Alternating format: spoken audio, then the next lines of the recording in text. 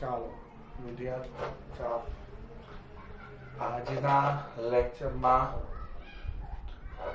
આપણે જે જૂનો અભ્યાસ જે કરેલો હતો એને આજના લેક્ચરમાં આપણે આગળ વધારવાનો છે. ગયા લેક્ચરમાં આપણે અભ્યાસ કેટલો પૂરો કરેલો હતો એની હું વાત કરું તો આપણે હાઇડ્રોજન પરમાણુના વર્ણપટ શ્રેણી અને એનસીઆરટીના ઉદાહરણના દાખલા 1, 2 અને 3 જે આપણે ગયા લેક્ચરમાં પૂરા કરેલા છે. બરાબર છે. આજના લેક્ચરમાં આજે આપણે જે અભ્યાસ કરશું એ રધરફોર્ડની આપણે જે સમજૂતી લીધી હતી એ રધરફોર્ડે જે સમજૂતી આપી એમાં રધરફોર્ડે પોતે ધન વીજભારિત ન્યુક્લિયસની અંદર શોધ કરેલી હતી એ આપણે શીખી ગયા હતા. ત્યારબાદ પ્રયોગ પરથી એવું સાબિત થયું હતું કે કોઈ પણ પરમાણુ વિદ્યુતની દ્રષ્ટિએ તટસ્થ હોય. બરાબર છે. કોઈ પણ પરમાણુ વિદ્યુતની દ્રષ્ટિએ તટસ્થ હોય તો મિત્રો વિદ્યુતની દ્રષ્ટિએ તટસ્થ હોય તો એની અંદર બીજો ઋણ વીજભારી છે એ વાત ખબર હતી. ધન વીજભાર કેન્દ્રમાં છે, ઋણ વીજભારની ગોઠવણી કરવાની છે અને રધરફોર્ડે ધન વીજભારિત ન્યુક્લિયસની જગ્યા શોધીને આપી હતી કે કેન્દ્રમાં હોય. હવે એને ઋણ વીજભારની ગોઠવણી કરી અને આખું મોડેલ રજૂ કરવાનું હતું તો એને ઋણ વીજભાર ઇલેક્ટ્રોન જે ઋણ વીજભારિત કણ છે એને ક્યાં ગોઠવેલ છે એની આપણે વાત કરીએ તો આપણે આજે પ્રશ્ન એ ભણવાનો છે રધરફોર્ડ જે છે એ રધરફોર્ડનું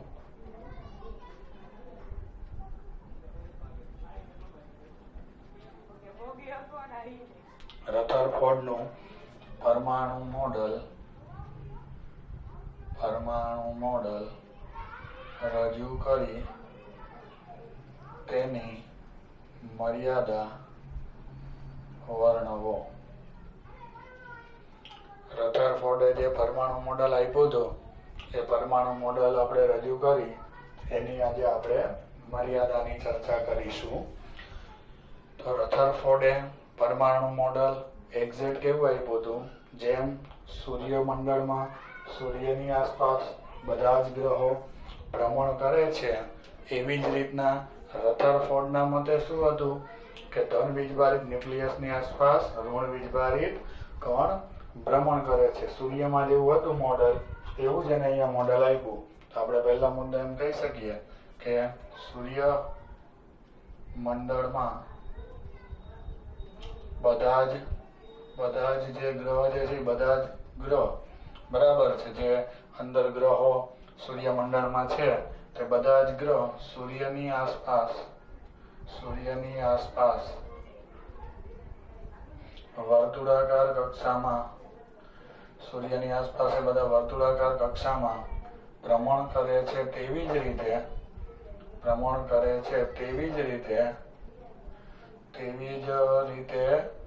ઋણ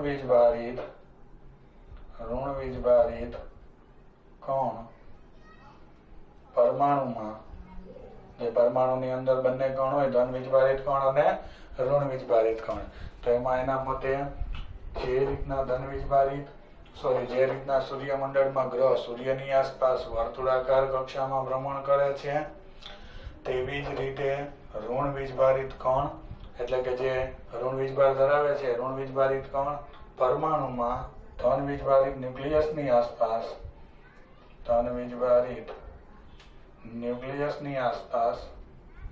એ લોકો શું કરે છે તેવી જ રીતના ધન વીજભારિત ન્યુક્લિયસની આસપાસ વર્તુળાકાર કક્ષામાં ભ્રમણ કરે છે. બરાબર છે. એના માટે આ પહેલો મુદ્દો હતો. બરાબર છે. એટલે કે એને કહેવાનો મતલબ એ હતો કે જે રીતના પૃથ્વી, બુધ, શુક્ર, ગુરુ, મંગળ, શનિ, યુરેનસ એ બધા ગ્રહો સૂર્યની આસપાસ જેમ ભ્રમણ કરે છે કક્ષાઓમાં વર્તુળાકાર કક્ષામાં ભ્રમણ કરે છે તેવી જ રીતના પરમાણુમાં ધન વીજભારિત ન્યુક્લિયસની આસપાસ જે ઇલેક્ટ્રોન જે છે એ ઇલેક્ટ્રોન એટલે કે ઋણ વીજભારિત કણ પરમાણુની આસપાસ ચોક્કસ ત્રિજ્યાની વર્તુળાકાર કક્ષામાં ભ્રમણ કરે છે. આવું રથરફોર્ડે આપણને સૂચન કર્યું. હવે બંનેના અંદર ફરક કેટલો? તો સૂર્યની આસપાસ જે ગ્રહો ફરે છે એની માટે જરૂરી જે કેન્દ્રગામી બળ હોય, ફરવા માટે કેન્દ્રગામી બળ લાગવું જોઈએ. તો એ જે કેન્દ્રગામી બળ સૂર્યની અંદર જે ગ્રહો ઉપર લાગે છે એ ગુરુત્વાકર્ષી બળ હોય છે. જ્યારે આ પરમાણુની અંદર ન્યુક્લિયસની આસપાસ જે બધા ઋણ વીજભારિત કણ ફરે છે એની માટે જે કેન્દ્રગામી બળ લાગે છે એ કુલંબીય વિદ્યુતીય બળ છે. એટલે બંનેના અંદર જે કેન્દ્રગામી બળ ભ્રમણ માટે જે જરૂરી છે, કારણ કે કોઈ પણ ભ્રમણ કરે એટલે આપણે અગાઉના સેમેસ્ટરમાં એટલે કે ધોરણ 11માં શીખી ગયા છીએ કે આપણે વર્તુળાકાર ભ્રમણ માટે હંમેશા કંઈક બળ કેન્દ્રગામી બળ તરીકે હોવું જોઈએ. તો આપણે એમ કહી શકીએ બંનેમાં, એટલે કે આ બંને જે સરખામણી ઉપરથી જે મોડેલ આપ્યું હતું, સૂર્યમંડળનું મોડેલ હતું, અને પરમાણુની અંદર જે ઋણ વીજભારિત કણની ગોઠવણી બતાવતું મોડેલ આપ્યું, બંનેમાં ફરક શું? તો આપણે એમ કહી શકીએ કે બંનેમાં કેટલો ફરક છે? તો કે બંનેમાં ફરક એ છે કે બંનેમાં કેટલો ફરક છે? તો કે બંનેમાં ફરક એ છે કે સૂર્યની આસપાસ ભ્રમણ દરમિયાન લાગતું જરૂરી કેન્દ્રગામી બળ, એ લોકોમાં ભ્રમણ દરમિયાન લાગતું જરૂરી કેન્દ્રગામી બળ કયું હોય છે મિત્રો? સૂર્યની આસપાસના ભ્રમણ દરમિયાન લાગતું જરૂરી કેન્દ્રગામી બળ ગુરુત્વાકર્ષણ બળ છે. જ્યારે ગુરુત્વાકર્ષણ બળ છે જ્યારે ન્યુક્લિયસની આસપાસ જે ભ્રમણ થાય છે, ન્યુક્લિયસની આસપાસ ભ્રમણ દરમિયાન, બરાબર છે, ન્યુક્લિયસની આસપાસ ભ્રમણ દરમિયાન લાગતું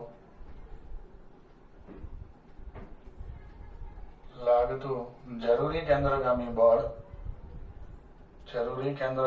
એટલે ન્યુક્લિયસની આસપાસ જે ઋણ વીજભારિત કણ ભ્રમણ કરે છે તો એને કેન્દ્રગામી બળ લાગવું જોઈએ. તો ઋણ વીજભારિત કણ ઉપર ન્યુક્લિયસની આસપાસ જે ભ્રમણ કરે છે એની માટે જરૂરી કેન્દ્રગામી બળ કયું છે? તો કે કુલંબીય વિદ્યુતીય બળ. એટલે વિદ્યુતીય બળ એટલે શું? જે વિદ્યુત ભારો વચ્ચે જે કુલમ્બના નિયમ પ્રમાણે બળ લાગે એ બળને આપણે વિદ્યુતીય બળ કહીએ છીએ. એટલે કે ન્યુક્લિયસની આસપાસ ભ્રમણ દરમિયાન જરૂરી કેન્દ્રગામી બળ કુલંબીય વિદ્યુત બળ છે. બરાબર, બંનેમાં ફરક આ છે. હવે આ મોડેલ જેને રજૂ કર્યું રથરફોર્ડે, આ મોડેલમાં હજી થોડીક આમાં ખામી રહેલી છે. હવે આમાં ખામી શું રહેલી છે એની હું તમારી સાથે ચર્ચા કરું.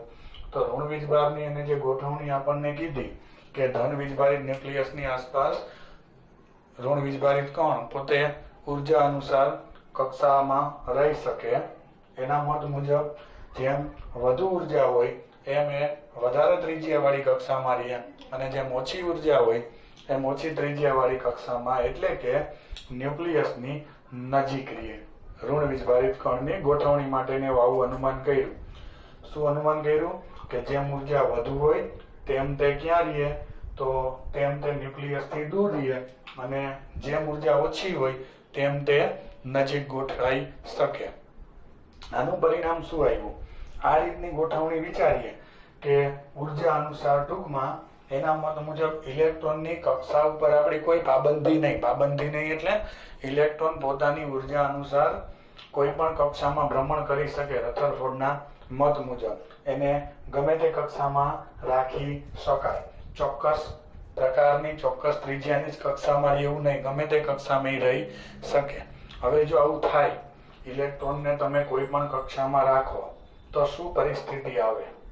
હવે એ વખતે પ્રચલિત વિદ્યુત ચુંબકીયવાદ એટલે મિત્રો એ વખતેનું વિજ્ઞાનમાં એવું સંશોધન હતું કે પ્રવેગિત ગતિ કરતો વિદ્યુતભાર પોતે વિકિરણ સ્વરૂપે ઉર્જાનું સતત ઉત્સર્જન કરે. આ સંશોધન તે વખતે હતું કે પ્રવેગિત ગતિ કરતો વિદ્યુતભાર વિકિરણ સ્વરૂપે ઉર્જાનું શું કરે? ઉત્સર્જન. હવે તમારો ઇલેક્ટ્રોન આસપાસ ન્યુક્લિયસની આસપાસ ભ્રમણ કરે એટલે સતત વેગની દિશા બદલાય, તો સતત પ્રવેગિત ગતિ કરતો કહેવાય. અને એ જો સતત પ્રવેગિત ગતિ કરે તો પોતે સતત ઉર્જા બહાર કાઢે, અને પોતે સતત ઉર્જા બહાર કાઢે તો રધરફોર્ડના મત મુજબ સતત ત્રિજ્યા ઘટતી જાય, અને છેલ્લે એ ઇલેક્ટ્રોન કેન્દ્રમાં જઈ અને સ્થાયી થાય. તો પછી જો કેન્દ્રમાં ઇલેક્ટ્રોન જતો રહે તો પરમાણુ છે એની સ્થિરતા શું? પરમાણુ જે છે એ સ્થિર જે છે એ સ્થિર ન રહી શકે. સમજાય તમને? તો અહીંયા હું એમ કહી શકું કે પરમાણુ જે સ્થિર જે છે એ સ્થિર ન રહી શકે. એના મત મુજબ તેની મર્યાદામાં આપણે શું કહી શકીએ? એની મર્યાદામાં, ચાલો આપણે એની મર્યાદાની ચર્ચા કરીએ. તેની મર્યાદામાં આપણે શું કહી શકીએ કે પરમાણુમાં ઇલેક્ટ્રોન પોતાની ઉર્જા અનુસાર કોઈ પણ કક્ષામાં ભ્રમણ કરી શકે. આવો મત કોનો હતો? કોઈ પણ કક્ષામાં ભ્રમણ કરી શકે એટલે કે તેની કક્ષા પર કોઈ પાબંદી નહીં. બરાબર? રધરફોર્ડના મત મુજબ આવું આપણે કહી શકીએ કે એની કક્ષા ઉપર કોઈ પાબંદી નહીં. એ પોતાની ઉર્જા અનુસાર કોઈ પણ કક્ષામાં ભ્રમણ કરી શકે. બરાબર? હવે જો આવું તમે લ્યો, એની કક્ષામાં કોઈ પાબંદી નહીં, તો શું થાય? તો પ્રચલિત વિદ્યુત ચુંબકીય વાદ મુજબ શું આપણે સંશોધન હતું? તો કે પ્રચલિત, જે આપણે શીખી ગયા છીએ, પ્રચલિત વિદ્યુત ચુંબકીય વાદ મુજબ, ચાલો તમે શું કહી શકો? પ્રચલિત વિદ્યુત ચુંબકીય વાદ મુજબ પ્રવેગિત ગતિ કરતો વિદ્યુત ભાર શું કરે છે? પ્રવેગિત ગતિ કરતો વિદ્યુત ભાર, તો કે પ્રવેગિત ગતિ કરતો વિદ્યુત ભાર જે આપણે પ્રચલિત વિદ્યુત ભાર પ્રચલિત યંત્રશાસ્ત્ર મુજબ, વિદ્યુત ચુંબકીય વાદ મુજબ પ્રવેગિત ગતિ કરતો વિદ્યુત ભાર શું કરે? તો કે પ્રવેગિત ગતિ કરતો વિદ્યુત ભાર સતત વિકિરણ સ્વરૂપે ઉર્જાનું ઉત્સર્જન કરે. બરાબર? સતત વિકિરણ સ્વરૂપે ઉર્જાનું ઉત્સર્જન કરે એટલે સતત પોતે વિકિરણ સ્વરૂપે ઉર્જા બહાર કાઢે. પોતાની અંદરની જે ઉર્જા હોય એ સતત પોતે બહાર કાઢે. એવો નિયમ હતો જે પ્રવેગિત ગતિ કરે તે. હવે આપણો આ પરમાણુમાં ઇલેક્ટ્રોનનો વિચાર કરો. એ ઉર્જા અનુસાર કોઈ પણ કક્ષામાં ભ્રમણ કરે તો એ પણ ફરતો હોય એટલે વેગની સતત દિશા બદલાય. વેગની સતત દિશા બદલાય તો શું થાય? પ્રવેગિત જ ગતિ કરતો કહેવાય. તો અહીંયા આપણો પણ વિદ્યુત ભાર જે છે ઇલેક્ટ્રોન એ પરમાણુમાં પ્રવેગિત ગતિ કરતો કહેવાય. તો પછી એની ત્રિજ્યા સતત ઘટતી જાય અને એનો ગતિપથ જે છે એ વર્તુળાકાર ન રહે પણ કમાન આકારનો થઈ જાય. એટલે કેવો થઈ જાય? તો આપણે એમ કહી શકીએ તો આ મુજબ પરમાણુમાં ભ્રમણ કરતો, એટલે આ ઉપરના નિયમ મુજબ પ્રવેગિત ગતિ કરતા વિદ્યુત ભાર ઉર્જાનું ઉત્સર્જન કરે તો એ નિયમ મુજબ પરમાણુમાં ભ્રમણ કરતો ઇલેક્ટ્રોન જે આપણી માટે વિદ્યુત ભાર કહેવાય, વિદ્યુત ભાર જ છે. બરાબર છે? પરમાણુમાં ભ્રમણ કરતો આ ઇલેક્ટ્રોન એટલે કે વિદ્યુત ભાર પોતાના ભ્રમણ દરમિયાન ઉર્જાનું સતત શું કરે? ભ્રમણ દરમિયાન ઉર્જાનું સતત ઉત્સર્જન કરે. બરાબર છે? પોતાની ગતિ દરમિયાન ઉર્જાનું સતત શું કર્યા રાખે? ઉત્સર્જન કરે. અને આમ તેની ત્રિજ્યા સતત ઘટે. પરિણામે આવો એનો ગતિપથ થઈ જાય, ત્રિજ્યામાં ઘટતી જાય સતત. તો શું આવ્યું? પરિણામે તેનો ગતિપથ વર્તુળાકાર ન રહેતા પરિણામે તેનો આ ગતિપથ જે છે જુઓ તમે કેવો થઈ ગયો તેનો ગતિપથ. પરિણામે તેનો ગતિપથ વર્તુળાકાર ન રહેતા કેવો બની જાય? આકૃતિ કેવી દોરેલી છે? કમાન આકાર કહેવાય. વર્તુળાકાર ન રહેતા કમાન આકારનો બની જાય અથવા તો કમાન આકારનો બને છે. અને આ રીતના એ ઇલેક્ટ્રોન જો તમને ભ્રમણ કરતો અંદર પરમાણુમાં દેખાય એનો ગતિપથ આવો કમાન આકારનો મિત્રો દેખાય તો પછી એની પરમાણુની અંદર આ કેન્દ્રમાં જઈને ઉભો રહી જાય ઇલેક્ટ્રોન, આ ન્યુક્લિયસમાં જઈને ઉભો રહી જાય તો પછી અંદર ધન અને ઋણ વીજભાર ભેગા, તો આપણે અગાઉ વાત થઈ ગઈ છે કે એ લોકો બંને સાથે તો ક્યારેય રહી શકે નહીં. તો પછી આ મોડેલ મુજબ એ કેન્દ્રમાં જતો રહે છે તો પછી પરમાણુની સ્થિરતાનું શું?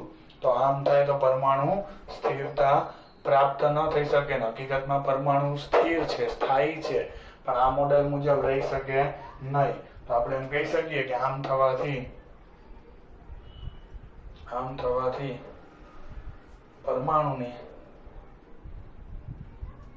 સ્થિરતા સમજાવી શકાય નહીં.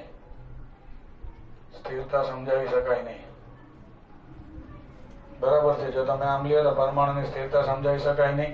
બીજી વાત, એ વખતે એવું પણ સંશોધન હતું આપણી પાસે જે પ્રચલિત વિદ્યુત ચુંબકીય વાદમાં કે ભ્રમણ કરતા ઇલેક્ટ્રોનની આવૃત્તિ અને બહાર નીકળતા વિકિરણની આવૃત્તિ આ બંને સરખી હોવી જોઈએ. બરાબર છે. બીજું શું હતું આપણી પાસે સંશોધન કે ભ્રમણ કરતા આજે પ્રચલિત વિદ્યુત ચુંબકીય વાદ મુજબ અહીંયા જે આપણે વાત કરી એ મુજબ હજી શું સરખું હોવું જોઈએ?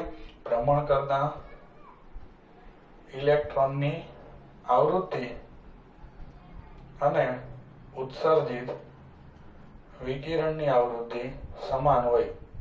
બરાબર છે. ઉત્સર્જિત વિકિરણની આવૃત્તિ કેવી મળે છે? ઉત્સર્જિત વિકિરણની આવૃત્તિ સમાન હોય અથવા આવૃત્તિ સમાન મળે.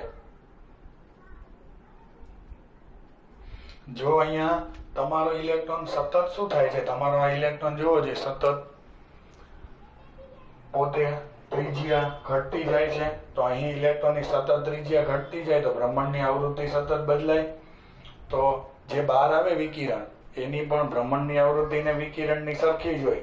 તો બહાર આવતા વિકિરણની આવૃત્તિ ભ્રમણ સાથે બદલાય. અને જો એનો વર્ણપટ લ્યો તો હકીકતમાં જે વર્ણપટ મળે છે વાયુઓનો રેખીય વર્ણપટ, એના કરતા એ વર્ણપટ આખો વિરુદ્ધ મળે છે. બરાબર છે. એટલે કે જે પ્રયોગ પરથી આપણે આગલા લેક્ચરોમાં જે વાયુનો વર્ણપટ લીધો હતો એ વર્ણપટ જે કહેવા માંગે છે, જે આપણી નજર સામે છે, અને આ જે ગોઠવણીથી જે આપણે વર્ણપટનો વિચાર કરીએ એ બે મેચ થતા મળતા નથી. કારણ કે ગોઠવણીમાં સતત ભ્રમણ કરતા ઇલેક્ટ્રોન, એક જ ઇલેક્ટ્રોનનો વિચાર કરો તો પણ એની સતત આવૃત્તિ શું થાય? બદલાય. બરાબર છે. તો આ નિયમ પ્રમાણે આવૃત્તિ બદલાય તો બહાર આવતા વિકિરણની પણ આવૃત્તિ શું થાય મિત્રો? તો બહાર આવતા વિકિરણની પણ આવૃત્તિ બદલાય. અને જો તમે આમ થાય તો મળતો વર્ણપટ જે હકીકતમાં રેખીય વર્ણપટ વાયુ માટે મળે છે તેના કરતા કેવો મળે? વિરુદ્ધ મળે. બરાબર છે. આમ થાય તો રેખીય વર્ણપટથી વિરુદ્ધ વર્ણપટ મળે. બરાબર છે. રેખીય વર્ણપટ કરતા વિરુદ્ધ વર્ણપટ મળે. તો આ બધી જ વાતને લીધે જે આ રધરફોર્ડનું જે આ મોડેલ જે છે એ ઇલેક્ટ્રોનના લીધે જ માત્ર મિત્રો, તમે આ ઇલેક્ટ્રોનની ગોઠવણી ખાલી જુઓ તો ઇલેક્ટ્રોનની ગોઠવણીના લીધે જ આ મોડેલને શું વારો આવ્યો? નિષ્ફળ થવાનો વારો આવ્યો. એટલે કે આ મોડેલ આપણને સફળ ન થવાનું કારણ શું છે? તો કે સફળ ન થવાનું કારણ આ ઇલેક્ટ્રોનની જે આ ગોઠવણી છે એ ઇલેક્ટ્રોનની ગોઠવણી યોગ્ય રીતે ન થઈ એટલે કે આ મોડેલ શું થયું? નિષ્ફળ થયું. બાકી આ મોડેલ ન્યુક્લિયસની ગોઠવણી બનાવવા માટે, એટલે કે પરમાણુમાં ન્યુક્લિયસ કઈ જગ્યાએ છે, એની અંદર શું છે એ સમજાવવા માટે આ મોડેલ 100% સાચું છે. આ મોડેલમાં કોઈ ખોટું નથી. આ મોડેલ સંપૂર્ણ સાચું હતું, પણ માત્ર એક ઋણ વીજભારની ગોઠવણીમાં આ મોડેલ જે છે એ મર્યાદામાં એની આ થઈ ગઈ. એટલે કે ઇલેક્ટ્રોનની ગોઠવણી યોગ્ય રીતના મોડેલમાં સમજાવી શકાણી નહીં. ઓકે, તો આ આપણો પ્રશ્ન રધરફોર્ડના પરમાણુ મોડેલની મર્યાદા અને એ મોડેલ એને જે બનાવ્યું આપણે અહીંયા રજૂ કર્યું. બરાબર છે. હવે આપણે નેક્સ્ટ જે ભણવાનું છે એ ઉદાહરણ નંબર 12.3 સુધીનું ગયા લેક્ચરમાં પૂરું કરેલું હતું. આજના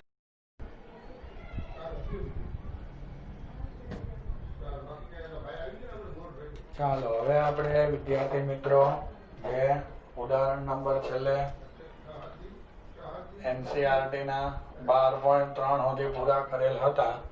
આજે આપણે એનસીઆરટી નું ઉદાહરણ નંબર 12.4 ગણીશું. હવે આ ઉદાહરણમાં આપણને શું પ્રશ્ન પૂછેલો છે એની આપણે ચર્ચા કરીએ. તો આ ઉદાહરણમાં આપણને એવું પૂછેલું છે કે જે આપણે હાઇડ્રોજન પરમાણુ જે હોય જેમાં એક પ્રોટોન જોવા મળે અને પ્રોટોનની આજુબાજુ વર્તુળાકાર કક્ષામાં ઇલેક્ટ્રોન શું કરતો હોય, ભ્રમણ કરતો હોય આ રીતના. તો આ પ્રોટોનની આજુબાજુ વર્તુળાકાર કક્ષામાં ભ્રમણ કરતા ઇલેક્ટ્રોન છે. આ રીતના ઇલેક્ટ્રોન ભ્રમણ કરતો દેખાય તમને. પ્રોટોનની આજુબાજુ ઇલેક્ટ્રોન હાઇડ્રોજન પરમાણુમાં. હવે મિત્રો તમે એક વાત યાદ રાખો, અહીંયા પ્રશ્ન એમ પૂછ્યો છે તો આ પ્રારંભિક કક્ષામાં એટલે કે એક જ કક્ષા હાઇડ્રોજનમાં આપણે પરમાણુમાં લઈએ તો હાઇડ્રોજનની આ કક્ષામાં ઇલેક્ટ્રોન જ્યારે ભ્રમણ કરતો હોય ત્યારે આમાંથી આ જે વિકિરણ બહાર નીકળે એટલે આને આપણે કહીએ છીએ ઉત્સર્જિત વિકિરણ. આ ઉત્સર્જિત વિકિરણની આવૃત્તિને આપણે F વડે બતાવીએ. તો અહીંયા પ્રશ્ન એવો પૂછ્યો છે કે આ ઇલેક્ટ્રોન જે ભ્રમણ કરે તો વિકિરણ જે બહાર આવે એ ઉત્સર્જિત વિકિરણની આવૃત્તિ કેટલી મળે. બરાબર છે. આપણે આ ઉત્સર્જિત વિકિરણની આવૃત્તિ શોધી આપવાની છે. બરાબર છે. ચાલો, ઉત્સર્જિત વિકિરણની આવૃત્તિ માટે તમને રકમમાં પાછું કીધેલું છે કે વિદ્યુત ચુંબકીય વાદનો ઉપયોગ કરો. તો વિદ્યુત ચુંબકીય વાદ મુજબ આ ભ્રમણ કરતા ઇલેક્ટ્રોનની આવૃત્તિ અને ઉત્સર્જિત વિકિરણની આવૃત્તિ સરખી હોય. કોની કોની આવૃત્તિ સરખી હોય? ભ્રમણ કરતા ઇલેક્ટ્રોનની આવૃત્તિ અને ઉત્સર્જિત વિકિરણની. તો તમારે અહીંયા ગણતરીમાં શું ફાઇન્ડ કરી દેવાનું?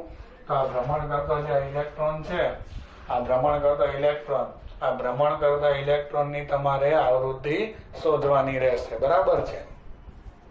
ચાલો, આ ભ્રમણ કરતા ઇલેક્ટ્રોનની આપણે આવૃત્તિ શોધી લઈએ તો એ જ આવૃત્તિ કોની હોય? ઉત્સર્જિત વિકિરણની. તો આપણું કામ થઈ જાય ઉત્સર્જિત વિકિરણની આવૃત્તિ શોધવાનું. તો અહીંયા આપણે ઉત્સર્જિત વિકિરણની આવૃત્તિ માટે આ ભ્રમણ કરતા ઇલેક્ટ્રોનની આવૃત્તિ શોધીશું. એની માટે આપણે પહેલા લિસ્ટ બનાવી લઈએ. તો તમે મારો આગલો વિડીયો ન જોયો હોય તો ઉદાહરણ નંબર 12.3 માં જોઈ લેજો. આપણે બે ગણતરી કરેલી છે. પહેલી ગણતરી હાઇડ્રોજન પરમાણુમાં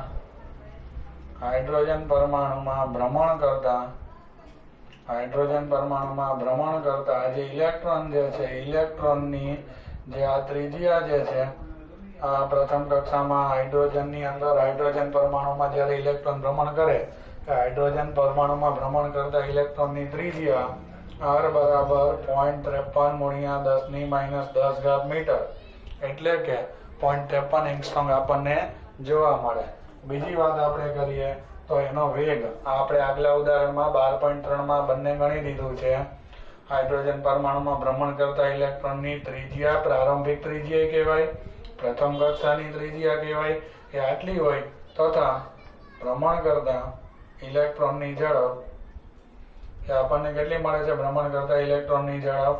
તો આપણને ભ્રમણ કરતા ઇલેક્ટ્રોનની ઝડપ અહીંયા આપણને પ્રાપ્ત થાય છે 2.2 × 10⁻6 મીટર પ્રતિ સેકન્ડ. આપણે આગલા દાખલામાં તમારે આ બંને ગણતરી જો તમને વેલ્યુ યાદ ન હોય તો જોઈ લેવાની. અત્યારે આપણને યાદ છે તો બંને વેલ્યુ અહીં લખી નાખવાની છે કે ભ્રમણ કરતા ઇલેક્ટ્રોનની ઝડપ કેટલી હોય અને ત્રિજ્યા કેટલી હોય. ઓકે, હવે આપણને આ ઇલેક્ટ્રોનની આવૃત્તિ જોઈએ છે ભ્રમણની, કારણ કે ભ્રમણ કરતા ઇલેક્ટ્રોનની આવૃત્તિ અને ઉત્સર્જિત વિકિરણની આવૃત્તિ સરખી જ હોય પ્રચલિત વિદ્યુત ચુંબકીય વાદ મુજબ. અને આપણને એ બહાર આવતા વિકિરણની આવૃત્તિ પૂછેલી છે. તો અહીંયા આપણે એક કામ કરીએ, ભ્રમણ કરતા ઇલેક્ટ્રોનની આવૃત્તિ શોધવા પ્રયત્ન કરીએ. તો એની માટે હું એમ કહી શકું કે ભ્રમણ કરતા ઇલેક્ટ્રોન માટે ચાલો એનો વેગનું સૂત્ર આવું થાય, વેગ બરાબર અથવા તો ઝડપ, તમે જે લખો તેની ઝડપ માટે તમે શું કહી શકો તો કે ભ્રમણ કરતા ઇલેક્ટ્રોનની ઝડપ બરાબર કાપેલ અંતર. તો ધ્યાનથી વિચારો, મેં કાપેલું અંતર પરિઘ જેટલું લીધું, એટલે પરિઘ જેટલું એટલે એક છકેડું પૂરું થયું, એક ભ્રમણ પૂરું થયું. છેદમાં એ અંતર કાપવા માટે લાગતો સમય, તો એક વર્તુળાકાર પથ ઉપર એક ભ્રમણ પૂરું કરવા માટે લાગતા સમયને તમે કોના નામે ઓળખો છો? આવર્તકાળના નામે ઓળખો છો. એટલે અંશમાં અંતર પરિઘ જેટલું લીધું હોય તો છેદમાં એ અંતરને તમે છેદમાં એ સમયને તમે આવર્તકાળ જેટલો એક ભ્રમણ પૂરું કરવાના સમયને ઓળખી શકો. બરાબર છે. તો અહીંયા આપણે આવર્તકાળ જેટલો એનો સમય અહીંયા આપણે કહી શકીએ. ચાલો હવે અહીંયા ઝડપ બરાબર ચાલો પરિઘની કિંમત 2πr મળે છેદમાં આવર્તકાળની વેલ્યુ જે છે એ આવર્તકાળની વેલ્યુ આપણને અહીંયા કેટલી મળશે? આવર્તકાળની વેલ્યુ તો આવર્તકાળની વેલ્યુ અહીંયા આપણને ચાલો તો ઝડપ બરાબર પરિઘ એટલે 2πr છેદમાં આવર્તકાળને t વડે બતાવાય. ચાલો હવે આપણે એક કામ કરીએ. આ આવર્તકાળ ઉપરથી આપણને આવૃત્તિ ઇઝીલી મળી જશે ભ્રમણની, અને આના છેદમાં જ આવવા દો એટલે ઝડપના છેદમાં 2πr બરાબર 1/t.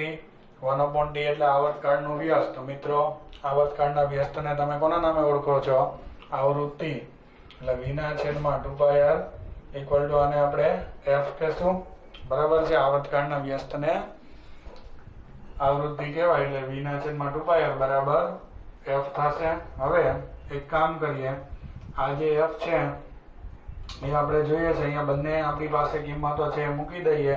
ઝડપની કિંમત કેટલી છે? ભ્રમણ કરતા ઇલેક્ટ્રોનની 2.2 ગુણ્યા 10⁶ છેદમાં અહીંયા value 2 as it is, i ની વેલ્યુ 3.14.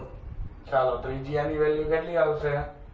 0.53 into 10⁻⁻10 બરાબર છે. આટલી વેલ્યુ ત્રિજ્યાની. આ વેલ્યુ મૂક્યા પછી ઇક્વલ ટુ સામેની બાજુ આવૃત્તિ f as it is. આનું તમારે કેલ્ક્યુલેટરની અંદર સાદરૂપ આપવાનું છે. તો આનું સાદરૂપ આપતા લગભગ નિયર અબાઉટ જવાબ મળશે 6.6 ગુણ્યા 10⁻15 અને આવૃત્તિનો એકમ હર્ટ્ઝ આપણે કહી શકીએ. તો તમને જે આવૃત્તિ મળેલી છે એ આપણને ભ્રમણ કરતા ઇલેક્ટ્રોનની મળેલી છે. આપણને ઉત્સર્જિત વિકિરણની પૂછેલી હતી, પણ જે મેં તમને કીધું એ નિયમ પ્રમાણે ભ્રમણ કરતા ઇલેક્ટ્રોનની આવૃત્તિ ઉત્સર્જિત વિકિરણની આવૃત્તિ જેટલી જ હોય. તો હું અહીંયા એમ કહી શકું કે પ્રચલિત વિદ્યુત ચુંબકીય વાદ મુજબ જે આપણે શીખી ગયા છીએ, પ્રચલિત વિદ્યુત ચુંબકીય વાદ મુજબ ભ્રમણ કરતા ઇલેક્ટ્રોનની આવૃત્તિ, જે આ ઇલેક્ટ્રોન ભ્રમણ કરે છે એ ભ્રમણ કરતા ઇલેક્ટ્રોનની આવૃત્તિ ઉત્સર્જિત વિકિરણની આવૃત્તિ જેટલી મળે. ઉત્સર્જિત વિકિરણની આવૃત્તિ જેટલી મળે. બરાબર છે. તો અહીં ભ્રમણ કરતા ઇલેક્ટ્રોનની આવૃત્તિ મળી ગઈ છે. આમ કહી શકાય કે આમ ઉત્સર્જિત વિકિરણની આવૃત્તિ ભ્રમણ કરતા ઇલેક્ટ્રોન જેટલી મળે. તો કેટલી મળે ઉત્સર્જિત વિકિરણની આવૃત્તિ? 6.6 ગુણ્યા 10⁻15 હર્ટ્ઝ મળે. કમ્પ્લીટ આટલું. તો આપણને આ જે ઇલેક્ટ્રોનની આવૃત્તિ આપણને ભ્રમણ કરતા ઇલેક્ટ્રોનની મળી જાય, અને એ જ પ્રચલિત વિદ્યુત ચુંબકીય વાદ પરથી ઉત્સર્જિત વિકિરણની પણ આપણને પૂછેલી હોય તો આપણને આટલી મળી જશે. ઓકે. ચાલો તો આ ઉદાહરણ NCERT નું 12.4 હતું. ત્યારબાદ આપણે આગળ આમાં વધીએ. તો હવે આપણે ચર્ચા કરવાની છે આ એક્ઝામ્પલ પછી આપણને ઉત્સર્જિત વિકિરણની આવૃત્તિ પરથી, તો આ જે ભ્રમણ કરતા ઇલેક્ટ્રોનની આવૃત્તિ પરથી આપણને ઉત્સર્જિત વિકિરણની આવૃત્તિ મળી ગઈ. હવે આપણો નેક્સ્ટ પ્રશ્ન એવો છે કે તમે એક મહત્વનો અહીંયા અભ્યાસ કરવા જઈ રહ્યા છો. બરાબર છે. આ મહત્વનો અભ્યાસ એટલા માટે કે એમાં આપણે તમને કંઈક મહત્વની વાત સમજાવીએ છીએ. તો બધાનું અભ્યાસ ઉપર ધ્યાન. તો આપણો જે નેક્સ્ટ ક્વેશ્ચન છે એની હું તમારી સાથે ચર્ચા કરું. તો આપણો નેક્સ્ટ ક્વેશ્ચન એવો છે કે જે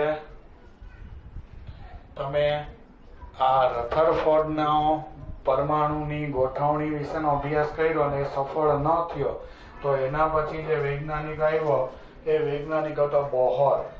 તો આપણો આજનો ઉદાહરણ 12.4 પછીનો મહત્વનો પ્રશ્ન છે બોહરના અધિતર્કની સમજૂતી આપો. બરાબર છે. બોહરના અધિતર્કની સમજૂતી આપો એટલે કે આમાં તમારે શેનો અભ્યાસ કરવાનો છે? બોહરે અધિતર્ક જે આપેલા હતા એની આજે આપણે ચર્ચા કરવાની છે આ લેક્ચરની અંદર. હવે આ બોહર નામના વૈજ્ઞાનિકની આપણે વાત કરીએ તો બોહર નામના વૈજ્ઞાનિકે આપણને અધિતર્કનો પાયો એટલે અધિતર્ક એટલે એનું એવું માનવું હતું કે આ વસ્તુમાં આમ હોઈ શકે. એની પાસે જે વિચાર હતો વિજ્ઞાનનો એને રજૂ કર્યો, જેને આપણે અધિતર્ક કહીએ છીએ. બરાબર છે. હવે બોહરે આપણી સમક્ષ કેવા અધિતર્કો મૂક્યા એ પહેલા આપણે થોડોક એનો પાયો ભણીએ. પાયો એટલે કહેવાનો મતલબ એ છે કે એને કેવું આપણી સમક્ષ જે સંશોધનો કરતા પહેલા કેવા એને પ્રયત્નો કરેલા હતા. તો આ બોહર જે છે એ રધરફોર્ડના વિજ્ઞાનમાં એટલે કે એના સાથે ઘણા વખત કામ કરેલું હતું. એટલે એ રધરફોર્ડના જે પરમાણુ મોડેલ જે છે એના વિશે સંપૂર્ણ એ રધરફોર્ડનું મોડેલ જે રજૂ થયું હતું એના વિશેની એની પાસે સંપૂર્ણ માહિતી હતી. જેને હું એમ કહી શકું કે બોહર જે છે એને રધરફોર્ડના પરમાણુ મોડેલના વ્યાજબીપણાની સંપૂર્ણ માહિતી હતી. વ્યાજબીપણાની એટલે કે એને કઈ રીતના મોડેલ બનાવ્યું, કઈ રીતના બધું રજૂ કરેલું છે. કારણ શું? કારણ કે બોહર પોતે સાથે જ રધરફોર્ડની સાથે જ કામ જે છે રધરફોર્ડની પ્રયોગશાળામાં કામ કરતો હતો. તો આપણે પહેલો જ મુદ્દો એવો આપણે અહીંયા રજૂ કરી શકીએ કે બોહર નામનો વૈજ્ઞાનિક શું હતો? તો કે બોહર નામનો વૈજ્ઞાનિક રધરફોર્ડ સાથે જ પ્રયોગશાળામાં બરાબર છે. બોહર નામનો વૈજ્ઞાનિક રધરફોર્ડ સાથે પ્રયોગશાળામાં કાર્ય કરતો હતો, જેથી તેને રધરફોર્ડના પરમાણુ મોડેલના વ્યાજબીપણા વિશે માહિતી હતી. વ્યાજબીપણા વિશે માહિતી એટલી એટલે કે પરમાણુનું મોડેલની એની પાસે સંપૂર્ણ બધો જ ખ્યાલ હતો કે આમાં શું વ્યાજબી છે, શું આમાં હકીકતમાં એનામાં ખામી ક્યાં આવેલી છે, કઈ રીતના બધું સંશોધન થયેલું છે, એની પાસે બધી માહિતી હતી. એટલે એને ખબર હતી કે મોડેલ પ્રચલિત વિદ્યુત ચુંબકીયવાદના સિદ્ધાંતો કે ભ્રમણ કરતો ઇલેક્ટ્રોન પ્રવેગિત ગતિ કરતો ગણાય અને પ્રવેગિત ગતિ કરતો વિદ્યુતભાર વિકિરણનું ઉત્સર્જન કરે. આ ઘટનાને લીધે એ મોડેલને ખોટું પડવું પડેલું હતું. તો રધરફોર્ડનું મોડેલ જે ખોટું પડ્યું એના ઉપરથી એને સૌથી પહેલા એમ કીધું કે પ્રચલિત યંત્રશાસ્ત્ર બરાબર છે જે આપણે જે વિજ્ઞાન ભાગ 1 ધોરણ 11 જે શીખેલા હતા એવી જે વેગ, પ્રવેગ, દળ આ બધી જે સ્થૂળ રાશિ જે છે એને સૌથી પહેલા એવું કીધું કે પ્રચલિત યંત્રશાસ્ત્ર સ્થૂળ રાશિ ઉપર તમે લાગુ કરી શકો. સ્થૂળ રાશિ ઉપર લાગુ કરી શકો એટલે બીજો એને એવું આપણને કીધું કે આ પરમાણુ વિશેની માહિતીમાં, પરમાણુના વિજ્ઞાનમાં આ પ્રચલિત યંત્રશાસ્ત્રના સિદ્ધાંતો જે છે એ કાર્ય કરતા નથી. એની માટે કંઈક અલગ પ્રકારના સિદ્ધાંતો એટલે કે ક્વોન્ટમ યંત્રશાસ્ત્રના સિદ્ધાંતો લાગુ કરવા જોઈએ અને ક્વોન્ટમ વિજ્ઞાન પરમાણુ લેવલે લાગુ પડે છે એવું આપણને બોહરે સૂચન કર્યું અને પછી એને અમુક અધિતર્કો આપ્યા. એટલે એને પહેલામાં પહેલા એ કીધું કે પ્રચલિત યંત્રશાસ્ત્ર અને વિદ્યુત ચુંબકીયવાદ જે એ વખતે પ્રચલિત જે વિદ્યુત ચુંબકીયવાદ હતો એ વિદ્યુત ચુંબકીયવાદ પરમાણુ વિજ્ઞાનમાં લાગુ થઈ શકતું નથી. એટલે એના જે સિદ્ધાંતો જે છે એ લાગુ થઈ શકતા નથી. તો કોના સિદ્ધાંતો લાગુ થઈ શકે છે? તો એને પાછું એ પણ આપણને કીધું કે પરમાણુ વિજ્ઞાનમાં, એટલે કે આ જે તમે પરમાણુ ને ન્યુક્લિયસનું જે વિજ્ઞાન શીખો છો એ પરમાણુ વિજ્ઞાનમાં ક્વોન્ટમ યંત્રશાસ્ત્રના ક્વોન્ટમ યંત્રશાસ્ત્રના સિદ્ધાંત લાગુ થાય છે અથવા તો લાગુ પડે છે. આ ક્વોન્ટમ યંત્રશાસ્ત્રનો સિદ્ધાંત લાગુ પડે છે એટલે કે આપણું જે પ્રચલિત વિજ્ઞાન, જે પ્રચલિત યંત્રશાસ્ત્ર છે, જે આપણા નિયમો જે વિદ્યુત ચુંબકીયવાદના છે એ આ પરમાણુ વિશેની માહિતી માટે કે યોગ્ય રીતના કામ નથી કરતા. એટલે કે બોહરના મતે એવું નથી કે એ ખોટા છે, એ 100% સાચા જ છે, પણ પરમાણુ માટે આખું નવું વિજ્ઞાન એટલે કે અમુક નવા સિદ્ધાંતો બનાવવા જોઈએ. આ જે સિદ્ધાંતો તે વખતે જે સંશોધન થયેલા છે એ સ્થૂળ રાશિ માટે યોગ્ય રીતના કામ કરે છે, પણ પરમાણુ એટલે કે નાના જે કદ માટેના જે પરમાણુ જે છે એની માટે આ નિયમો લાગુ નથી પડતા. અને પોતે જ આ નિયમ સિવાય જે બીજા વિચાર કરી અને એને જે રજૂ કર્યા, જેને આપણે બોહરના અધિતર્ક કહીએ છીએ. તો બોહરે અધિતર્કમાં પહેલી જ વાત શું કરી? જેને આપણે કહીએ છીએ બોહરનો પ્રથમ અધિતર્ક.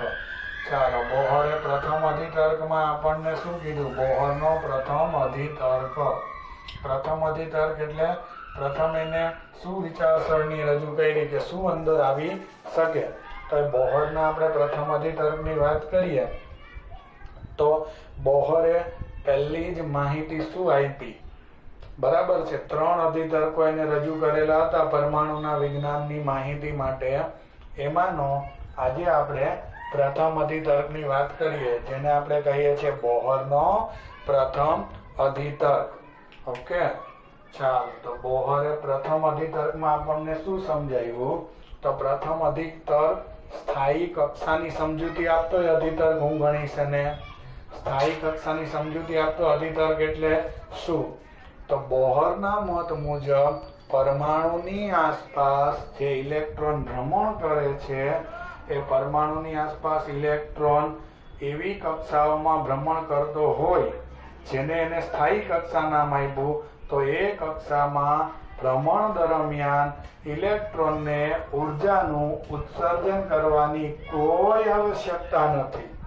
એટલે કે પોતે એ કક્ષામાં ઉર્જાનું ભલે પ્રવેગિત ગતિ કરતો હોય, સતત વેગની દિશા ભલે બદલે, પણ એ કક્ષામાં વિદ્યુત ચુંબકીય વાદ નહીં, પણ એ કક્ષામાં એવો નિયમ લાગે કે એ કક્ષા સ્થાયી કક્ષા છે અને એ કક્ષામાં જ્યારે ઇલેક્ટ્રોન ભ્રમણ કરતો હોય ત્યારે એના ભ્રમણ દરમિયાન એને કોઈ પણ પ્રકારની ઉર્જાના ઉત્સર્જન કરવાની આવશ્યકતા નથી. અને આ કક્ષાઓમાં ઇલેક્ટ્રોન રહેલો હોય એ કક્ષાને સ્થાયી કક્ષા કહેવાય. અને એ કક્ષાને ચોક્કસ ઉર્જા પણ હોય, એટલે ઇલેક્ટ્રોનની ચોક્કસ ઉર્જા સાથે હોય એ કક્ષામાં સ્થાયી અવસ્થામાં એ રહી શકે, વિકિરણનું ઉત્સર્જન કરવાની આવશ્યકતા નથી. તો એનો પહેલો અધિતર્ક આપણે એમ કહી શકીએ કે પરમાણુની આસપાસ ઇલેક્ટ્રોન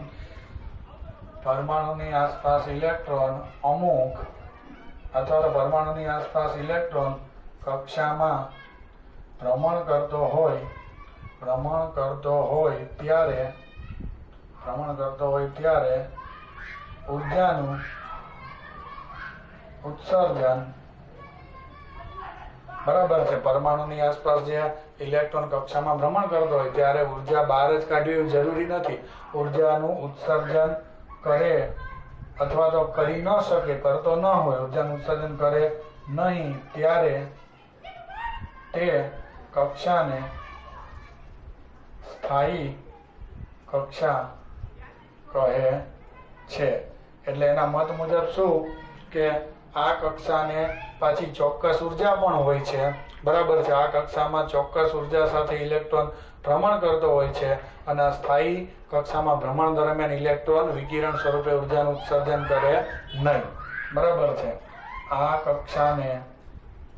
કક્ષામાં ચોક્કસ ઉર્જા હોય, આ કક્ષામાં ચોક્કસ ઉર્જાનું મૂલ્ય હોય અને સ્થાયી કક્ષામાં ભ્રમણ દરમિયાન ઇલેક્ટ્રોન, એટલે એમાં જ્યારે ભ્રમણ કરતો હોય ત્યારે ભ્રમણ દરમિયાન ઇલેક્ટ્રોન કોઈ વિકિરણ સ્વરૂપે ઉર્જાનું ઉત્સર્જન કરતો નથી. બરાબર છે, કોઈ વિકિરણ સ્વરૂપે ઉર્જાનું ઉત્સર્જન કરતો નથી. બરાબર છે. આવી અને આપણી સાથે માહિતી આપી. આ પહેલો મુદ્દો ધ્યાનથી જોવો જોઈએ. બોહરનો પ્રથમ અધિતર્ક સ્થાયી કક્ષાનો અધિતર્ક. સ્થાયી કક્ષા એટલે પરમાણુની આસપાસ ચોક્કસ એવી કક્ષા મળે કે જેમાં ઇલેક્ટ્રોન ભ્રમણ તો કરે પણ એ કક્ષામાં ભ્રમણ દરમિયાન એ પોતે કંઈક એમાં ઉર્જા હોય પણ એ ઉર્જાનું એ પોતે ઉત્સર્જન ન કરે ભ્રમણ કરતો હોય ત્યારે, એટલે ઉર્જા અંકબંધ રહે અને એટલે કક્ષાની ત્રિજ્યા એમની એમ રહે. કારણ કે ઉર્જા બદલે તો ત્રિજ્યા બદલે પણ ઉર્જા બહાર ઉત્સર્જન ન કરે તો પછી એની ત્રિજ્યા પણ એની ઘટે નહીં. એટલે પહેલો એને અધિતર્ક આપ્યો કે પરમાણુની આસપાસ ઇલેક્ટ્રોન કક્ષામાં ભ્રમણ કરતો હોય ત્યારે ઉર્જાનું ઉત્સર્જન કરે નહીં, ત્યારે તે કક્ષાને સ્થાયી કક્ષા, બરાબર છે, સ્થાયી કક્ષા કહે છે. આ કક્ષામાં ચોક્કસ ઉર્જાનું મૂલ્ય હોય અને સ્થાયી કક્ષામાં ખાસ કે ભ્રમણ દરમિયાન વિકિરણ સ્વરૂપે ઉર્જાનું ઉત્સર્જન ન કરે. બરાબર. એટલે પહેલો અધિતર્ક એને આપણને સ્થાયી કક્ષા સમજાવવા માટેનો અધિતર્ક આપ્યો હતો કે પરમાણુની આજુબાજુ ચોક્કસ અવસ્થામાં ઇલેક્ટ્રોન રહેલો હોય, એની કઈ કક્ષામાં ઉર્જા હોય, એમાં ભ્રમણે કરતો હોય પણ વિદ્યુત ચુંબકીય વાદ મુજબ એ ઉર્જા બહાર ન કાઢે, એમાં એ ઉર્જા સાથે અંક બંધ રહીએ અને સતત પોતાના એ શું કરે, એમાં એ સતત અંદર ને અંદર એ કક્ષામાં પોતે ભ્રમણ ચાલુ રાખે. બરાબર છે, પોતે એમાં ભ્રમણ કરતો હોય ત્યારે ઉર્જાને ઉત્સર્જનની આવશ્યકતા નથી. એટલે પહેલો અધિતર્ક જે આપણને સ્થાયી કક્ષાની સમજૂતી આપતો અધિતર્ક છે, પરમાણુની આસપાસ સ્થાયી કક્ષા આવેલી હોય એવો સમજાવતો અધિતર્ક છે.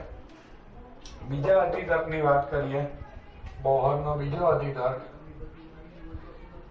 ચાલો, બોહરનો બીજો અધિતર્ક આપણને શું સમજૂતી આપે છે એની આપણે વાત કરીએ. બોહરનો બીજો અધિતર્ક, તો બોહરનો બીજો અધિતર્ક આપણને એવું સમજાવે છે મિત્રો કે ઇલેક્ટ્રોન જ્યારે પરમાણુની આજુબાજુ ફરતો હોય ચોક્કસ કક્ષામાં ત્યારે એ ઇલેક્ટ્રોન પોતે એનું જે કોણીય વેગમાન જે હોય એ કોણીય વેગમાનનું ક્વોન્ટાઇઝેશન થયેલું હોય.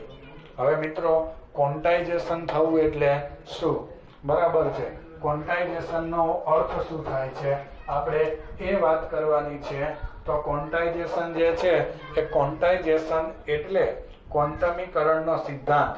મિત્રો ક્વોન્ટમીકરણનો સિદ્ધાંત આપણે પહેલા ચેપ્ટરમાં પણ એક વાતમાં શીખી ગયા હતા. જે સ્થાયી વિદ્યુત, જે આપણું વિદ્યુત ભાર ને વિદ્યુત ક્ષેત્રનું પહેલું ચેપ્ટર હતું, એમાં આપણે એવું કીધું હતું કે કોઈ પણ પદાર્થ પર વિદ્યુત ભારનું મૂલ્ય ગમે તે ન હોઈ શકે, એ ઈના પૂર્ણ ગુણાંકમાં જ હોય. એટલે કાં એક ઇલેક્ટ્રોન ગુમાવે કાં બે ઇલેક્ટ્રોન ગુમાવે એટલે વીજભાર ગુમાવે તો ધન વીજભાર આવે, એટલે 1 E જેટલો, 2 E જેટલો, 3 E જેટલો, 4 E જેટલો આવો જ વીજભાર પદાર્થ પર રહી શકે.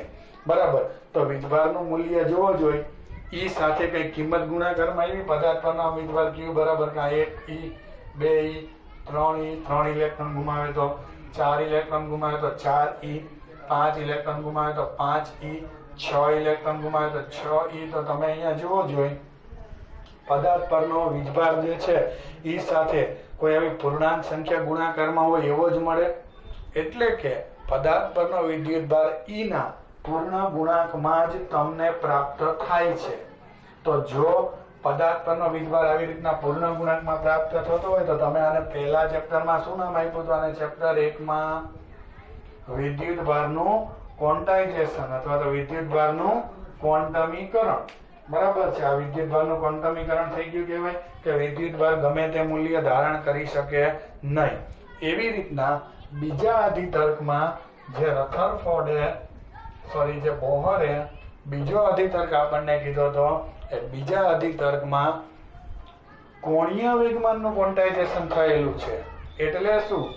એટલે એમ કે સ્થાયી કક્ષાની જેને વાત કરી એટલે પરમાણુની આજુબાજુ આવી સ્થાયી કક્ષાઓ આવેલી હોય, પહેલી, બીજી, ત્રીજી, ચોથી, એવી રીતના અલગ સ્થાયી કક્ષાઓ આવેલી હોય.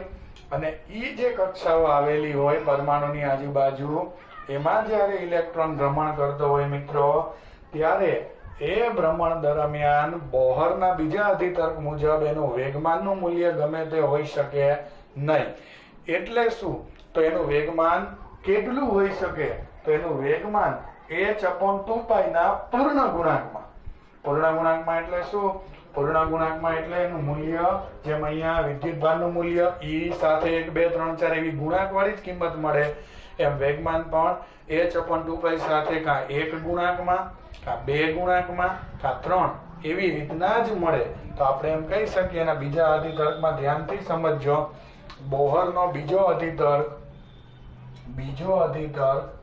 કોણીય વેગમાનનું ક્વોન્ટાઇઝેશન સમજાવે છે. કોણીય વેગમાનનું ક્વોન્ટાઇઝેશન, બરાબર છે, કોણીય વેગમાનનું ક્વોન્ટાઇઝેશન સમજાવે છે. ચાલો મિત્રો, કોણીય વેગમાનનું ક્વોન્ટાઇઝેશન સમજાવે છે એટલે એનો અર્થ શું? કે ઇલેક્ટ્રોન જ્યારે પરમાણુની આજુબાજુ કોઈ ચોક્કસ કક્ષામાં ભ્રમણ કરતો હોય ત્યારે તેનું કોણીય વેગમાનનું મૂલ્ય ગમે તે ન હોઈ શકે, એવું એને કીધું. શું કીધું એને? પરમાણુમાં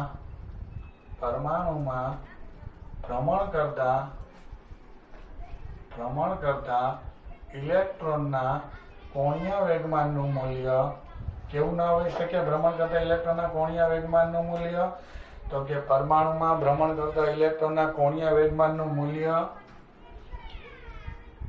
ગમે તે હોઈ શકે નહીં. બરાબર છે, આવું એને કીધું. કે પરમાણુમાં ભ્રમણ કરે છે ઇલેક્ટ્રોન, એ ઇલેક્ટ્રોન જે ભ્રમણ કરતો હોય એ ભ્રમણ કરતા ઇલેક્ટ્રોનના વેગમાનનું મૂલ્ય ગમે તે હોઈ શકે નહીં. બરાબર, તો એના મતે કેટલું હોઈ શકે? તેને એમ કીધું કે તેના કોણીય વેગમાનનું મૂલ્ય હંમેશા કેટલું હોય મિત્રો? તો કે તેના કોણીય વેગમાનનું મૂલ્ય h/2π ના પૂર્ણ ગુણાંકમાં જ હોય. એટલે શું? તેનું કોણીય વેગમાન મિત્રો, એનો કોણીય વેગમાન L વડે બતાવીએ તો L બરાબર nh/2π જ મળે. આવો એને નિયમ આપ્યો. એટલે n એટલે શું? n એટલે પહેલી કક્ષામાં હોય તો 1 આવે, બીજી કક્ષામાં હોય તો 2 આવે, ત્રીજી કક્ષામાં હોય તો 3. એમ એની કિંમત h/2π 1 2 3 એવી પૂર્ણાંક સંખ્યા ગુણાંકમાં છે, એવું જ મળ્યું. એટલે કોઈ પણ મૂલ્ય ધારણ ન કરી શકે એ ઘટનાને એનું વેગમાનનું ક્વોન્ટાઇઝેશન થઈ ગયું કહેવાય, ક્વોન્ટમીકરણ થઈ ગયેલું કહેવાય. એટલે કે કોણીય વેગમાન અહીંયા h/2π સાથે 1 2 3 4 એવી જ કિંમત ગુણાંકમાં આવે એવું જ ધારણ કરી શકે મૂલ્ય. એટલે ગમે તે મૂલ્ય અહીંયા ધારણ નથી કરી શકતું, એટલે આ ક્વોન્ટાઇઝેશન થઈ ગયું કહેવાય, જ્યાં n બરાબર પૂર્ણાંક સંખ્યા.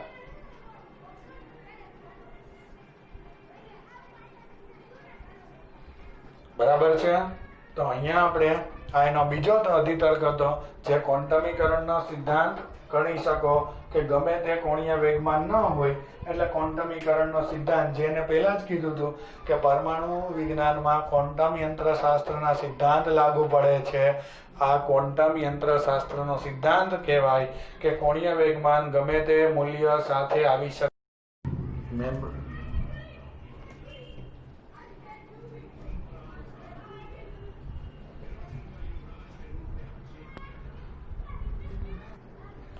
ચાલો હવે આપણે ત્રીજા અધિતર્કની વાત કરીએ. આપણે એમ કહી શકીએ કે બોહરનો ત્રીજો અધિતર્ક. બરાબર છે, બોહરનો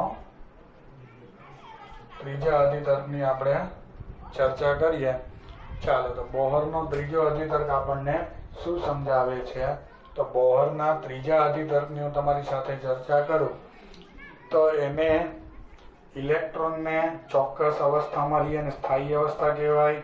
એમાં ચોક્કસ એનું કોણીય વેગમાન હોય. પછી એને કક્ષા બદલવાની પરમિશન ખરા કે નહીં, તો કે હા, એને કક્ષા બદલવાની પરમિશન ખરા, પણ એક જ શરતે કે એ જ્યારે વધુ ઉર્જામાંથી ઓછી ઉર્જા ધરાવતી કક્ષામાં આવે. જો આ કક્ષાને આપણે એક આડી રેખા ઉપર બતાવીએ તો આ કક્ષામાં આપણે ઉર્જા EI કહીએ અને આ કક્ષામાં ઉર્જા આપણે EF કહીએ. બરાબર છે. આ વધુ ઉર્જા ધરાવતી કક્ષા, આ ઓછી ઉર્જા ધરાવતી કક્ષા. જ્યારે ઇલેક્ટ્રોન વધુમાંથી ઓછી ઉર્જા ધરાવતી કક્ષામાં સંક્રાંતિ કરે મિત્રો, ત્યારે આમ વિકિરણ સ્વરૂપે, હવે વિકિરણની ઉર્જા જે છે ને એ આપણે વિકિરણ અને દ્રવ્યના દ્વૈત સ્વભાવમાં યાદ રાખજો કે જ્યારે વિકિરણ બહાર નીકળે, કોઈ પણ વિકિરણ, એ વિકિરણની ઉર્જાનું સૂત્ર HF થાય. બરાબર છે. વિકિરણ જ્યારે બહાર નીકળે ત્યારે વિકિરણની ઉર્જાનું સૂત્ર HF થાય. બરાબર છે. તો આપણે એમ કહી શકીએ કે જ્યારે ઇલેક્ટ્રોન વધુ ઉર્જા ધરાવતી કક્ષામાંથી ઓછી ઉર્જા ધરાવતી કક્ષામાં સંક્રાંતિ કરે, તો જે ઉર્જા અહીંયા જે ઓછી ઉર્જા ધરાવતી આ EF કક્ષામાં ઇલેક્ટ્રોન આવે, તો પોતાની ઉર્જા એને બહાર કાઢે તો જ ઓછી ઉર્જા ધરાવતી કક્ષામાં આવે. એટલે કહેવાનો મતલબ કે આ બે વચ્ચે જેટલો ઉર્જાનો તફાવત હોય આ સંક્રાંતિમાં, એ ઉર્જા આ HF એટલે કે વિકિરણ સ્વરૂપે એને શું કરવી પડે? બહાર ઉત્સર્જન કરવી પડે. તો આપણે અહીંયા એમ કહી શકીએ કે જ્યારે ઇલેક્ટ્રોન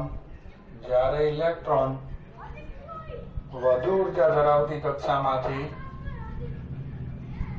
વધુ ઉર્જા ધરાવતી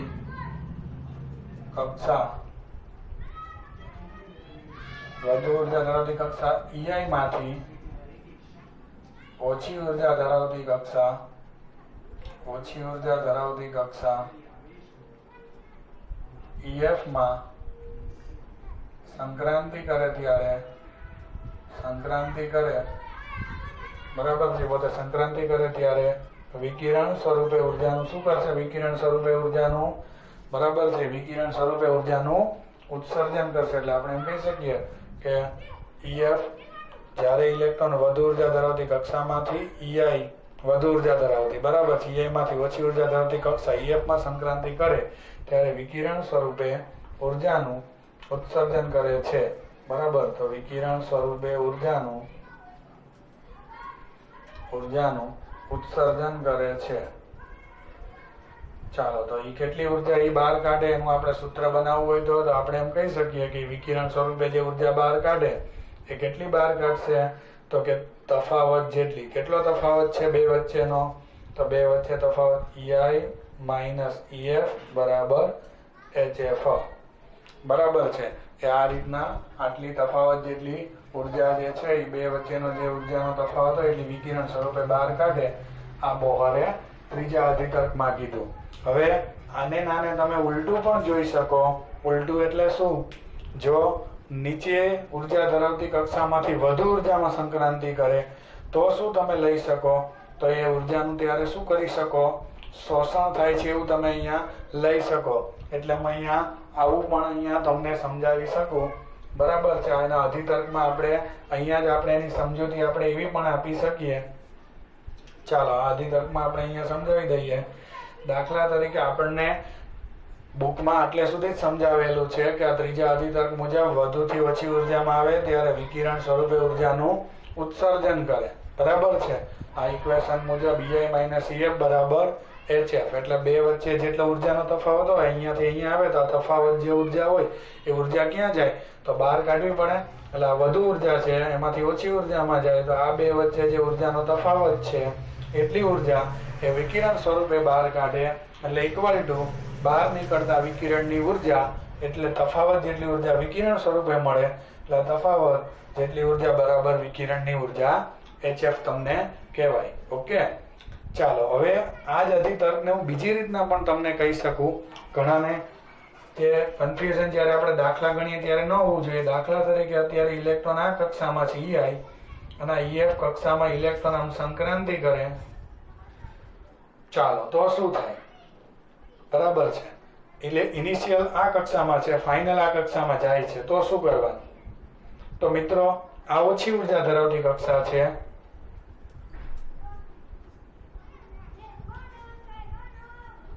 આ ઓછી ઉર્જા ધરાવતી કક્ષા છે, જ્યારે આ વધુ ઉર્જા ધરાવતી કક્ષા છે. તો મિત્રો, જ્યારે આવું થાય, ઓછામાંથી વધુમાં જાય ત્યારે જ્યારે આ ઓછામાંથી વધુમાં જાય ત્યારે એને આમ વિકિરણનું શું કરવું પડે? આમ વિકિરણનું HF ઉર્જાવાળા વિકિરણનું ત્યારે શોષણ કરવું પડે. બરાબર. જો એ શોષણ કરે તો નીચેથી ઉપર જાય. ઉત્સર્જન કરવું હોય તો ઉપરથી વધુમાંથી ઓછીમાં આવે. બરાબર છે. એટલે કે આ કન્સેપ્ટ ઉપરથી તમે સૂત્ર શું બનાવી શકો? તો આ કન્સેપ્ટ ઉપરથી સૂત્ર તો એ જ બને. જો આ વધુ ઉર્જા EF ઓછી EI, આ બે જેટલો તફાવત હોય એટલી જ જો આ વિકિરણની ઉર્જાનું શોષણ કરી લે તો એ સંક્રાંતિ અહીંયા થઈ ગઈ કહેવાય. બીજા શબ્દોમાં એમ ન સમજાય તો અહીંયા પહોંચે છે. બરાબર છે.